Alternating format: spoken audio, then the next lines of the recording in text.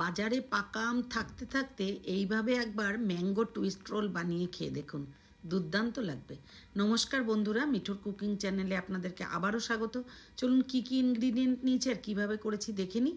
আমি নিয়েছি বাজার থেকে কেনা পনিরটাকে গ্রেট করে নিয়েছি। চাইলে আপনারা দুধ জাল দিয়ে সেই দুধটা কেটে ছানা বানিয়েও নিতে পারেন। ছানাটাকে কিন্তু খুব ভালো করে জল ঝরিয়ে ঠিক এরকম শুকনো করে নিতে হবে।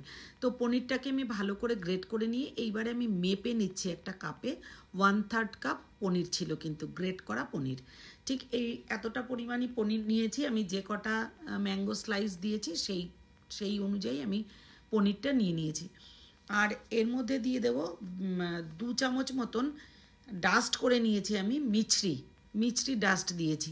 তো দেখুন ছানাটাকে খুব ভালো করে মেখে নিয়ে এবার 3 টেবিল স্পুন দিয়ে দিয়েছি মিছরির গুঁড়ো। আর দিয়ে দেব 2 টেবিল স্পুন আমুল দুধের যে গুঁড়োটা ডাস্ট সেটা দিয়েছি। দিয়ে হাত দিয়ে খুব ভালো করে কিন্তু মেখে নিচ্ছি। মেখে নেওয়ার পর যেহেতু মিষ্টি দেওয়া আছে পনিরের মধ্যে, একটু তো নরম হবেই।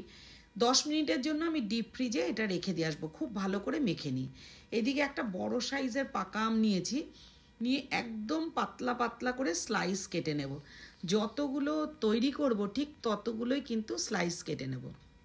যদি আমটা একটু ছোট হয় তাহলে দুটোও নিতে পারেন, কারণ আটির পোর্শনটা ছেড়ে কিন্তু ঠিক এইভাবে দেখুন নিচ থেকে ছুরিটা দেখতে পাওয়া যাচ্ছে।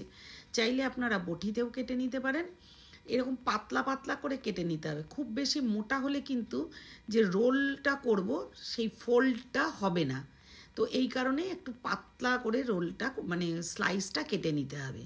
এরপর পাতলা করে স্লাইস কেটে নিয়ে আমি ছানাটাকে নিয়ে আসব ফ্রিজের থেকে, যেটা 10 থেকে 15 মিনিট আমি ফ্রিজে রেখেছি একটু সলিড হবার জন্য। যেহেতু আমি একদম গ্যাস না জ্বালিয়ে করেছি, চাইলে আপনারা গ্যাস জ্বালিয়ে একটুখানি টানিয়ে নিয়ে একটু মানে শক্ত করে নিতে পারেন ছানা বা পনিরের ডোটা। এরপর কয়েকটা পেস্তা বাদাম নিয়েছি গার্নিশ করবার জন্য। এটাকে হামানদিস্তায় ভালো করে গুঁড়ো করে রেখে দিচ্ছি। আর যেহেতু গ্রেট করিনি একদম মিহি হয়ে যাবে, তাই আমি জাস্ট থেতো করে রেখেছি। এরপর হাতে একটুখানি ঘি লাগিয়ে নিয়েছি যাতে হাতের মধ্যে লেগে না যায়। আর আমের স্লাইসগুলো নিয়ে তার মাঝখানে এই পুরটা দিয়ে জাস্ট রোল করে দেবো টুইস্ট করে। এপিট ওপিট টুইস্ট করলেই রোল হয়ে যাবে। এইভাবে করে মিষ্টিটা তৈরি করে নেবেন। নিয়ে ফ্রিজে, ডিপ ফ্রিজের যদি রাখা হয় তাহলে 15 থেকে 20 মিনিট রাখবেন, তারপরে বের করে খেয়ে নেবেন। আর যদি না হয় নর্মাল ফ্রিজে আধা ঘন্টা মিনিমাম রাখতে হবে। একটু ঠান্ডা ঠান্ডা করলে কি হবে, খেতে অপূর্ব লাগবে। আর একদম আমটা দেওয়া হয়েছে যার জন্য এত অপূর্ব লেগেছে। ভিডিওটা যদি ভালো লেগে থাকে তাহলে যারা এখনও সাবস্ক্রাইব করেননি তারা সাবস্ক্রাইব করে আমার পাশে থাকবেন। বেল আইকনটা প্রেস করতে ভুলবেন না, যাতে পরবর্তী ভিডিও আপলোড করার সাথে সাথে নোটিফিকেশানটা আপনাদের কাছে যায় আর আপনারা দেখতে পারেন। আর যারা অলরেডি সাবস্ক্রাইব করে আমার সাথে আছেন, প্রতিনিয়ত কমেন্ট করে এত সুন্দর মানে আমাকে ইন্সপায়ার করছেন, তাদেরকে আন্তরিক ধন্যবাদ, অসংখ্য ধন্যবাদ। তো দেখুন আমার মিষ্টিটা পুরোটাই রেডি হয়ে গেছে। এইবার আমি কিন্তু এইভাবেই ডিপ ফ্রিজে 15 মিনিট রেখে দিয়েছিলাম।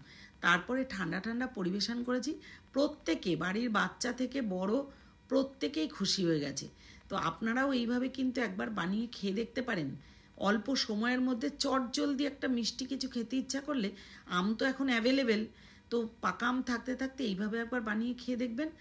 আর পনির না থাকলেও চলবে, দুধটা কেটে ছানা বানিয়ে নিতে পারেন। উপর থেকে গার্নিশ করে দিলাম পেস্তা বাদাম দিয়ে। দেখতে ভালো লাগলে সেই জিনিস কিন্তু খেতে আরও বেশি ভালো লাগে। তো প্রথমে দেখতে ভালোটা খুবই জরুরি, ওই জন্য উপর থেকে পেস্তা কুচি দিয়ে বা পেস্তা যে আমি থেতো করে রেখেছিলাম হামানদিস্তায় ওটা দিয়ে গার্নিশ করে দিলাম। তো কেমন লাগলো আপনাদের দেখে এটাও কিন্তু জানাতে ভুলবেন না। আর যারা খাবেন তারা তো অবশ্যই জানাবেন। আর ওয়েট করে থাকলাম পুরো ভিডিওটা দেখার জন্য। আপনাদেরকে অনেক অনেক ধন্যবাদ। তো ম্যাঙ্গো রোল, এইটা কিন্তু ম্যাঙ্গো টুইস্ট রোল। এই যে টুইস্ট করে দিয়েছি এর জন্য এটার নাম দিয়েছি ম্যাঙ্গো টুইস্ট রোল। তো দারুণ হয়েছিল খেতে। Thank you.